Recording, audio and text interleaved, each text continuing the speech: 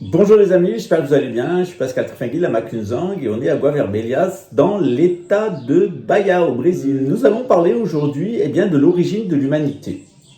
Depuis que l'être humain s'est intéressé à son sang, puis à sa génétique, on constate qu'il y a 4 types d'humanité au moins. Il y a des gens qui sont de groupe sanguin A, B, A et AB. O, A, B et AB.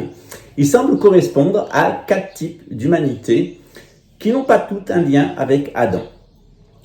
Les recherches actuelles en génétique nous montrent d'ailleurs que nous ne sommes pas tous des descendants des Homo sapiens. Certains d'entre nous sont des mélanges de Homo sapiens et d'autres espèces d'hominidés. Ce qui fait la singularité de l'Homo sapiens sapiens, qui est avant tout un homme religieux, ce qu'on appelle un Homo magus, c'est la capacité d'Homo sapiens sapiens d'avoir une vie spirituelle.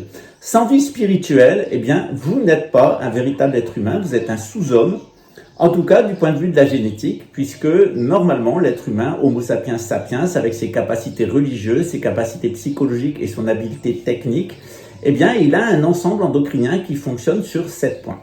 Et puis nous avons en nous des gènes d'autres humanités qui nous ont précédés. Et ces humanités, elles ont été toutes pratiquement exterminées, soit par la dissolution génétique d'Homo sapiens sapiens. Je rappelle que son système vagal a connu une mutation génétique 70 fois plus rapide que toute l'évolution génétique sur Terre.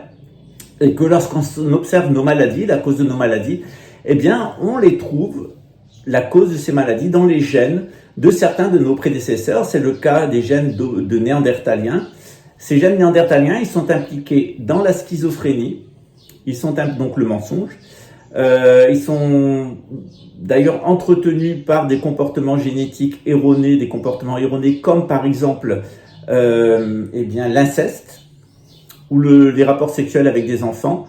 Lorsque vous avez des rapports sexuels avec des enfants, pire avec vos propres enfants, vous permettez aux gènes néandertaliens de s'exprimer et vous-même et vos enfants, vous êtes complètement schizophrènes. L'élite actuelle, elle ne s'appuie pas sur la pédocriminalité pour rien, c'est parce qu'elle est avant tout une humanité de néandertaliens, ce que l'on appelle dans la Bible les édomites.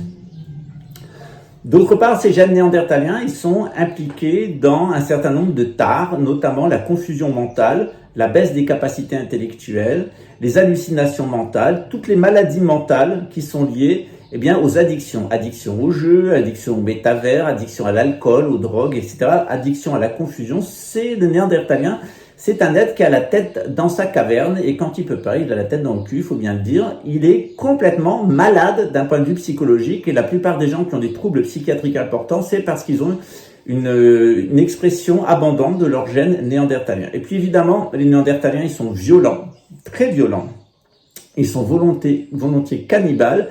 Et lorsqu'ils font pas du cannibalisme direct, ils font du cannibalisme indirect, c'est ce qu'on appelle du darwinisme social, la loi du plus fort. Ils sont extrêmement violents, extrêmement dominateurs, ils tuent pour un rien. Il suffit d'un battement d'œil de leur femme, d'ailleurs, qui est souvent le même genre de prédatrice, pour qu'ils tuent. Voilà, donc c'est souvent chez les néandertaliens, c'est quand même un animal lâche, le néandertalien. Le néandertalien, c'est la femelle néandertalienne qui, d'un battement d'œil, pousse Néandertal à assassiner, à tuer. Alors c'est normal, c'est parce que Néandertal est très proche du singe.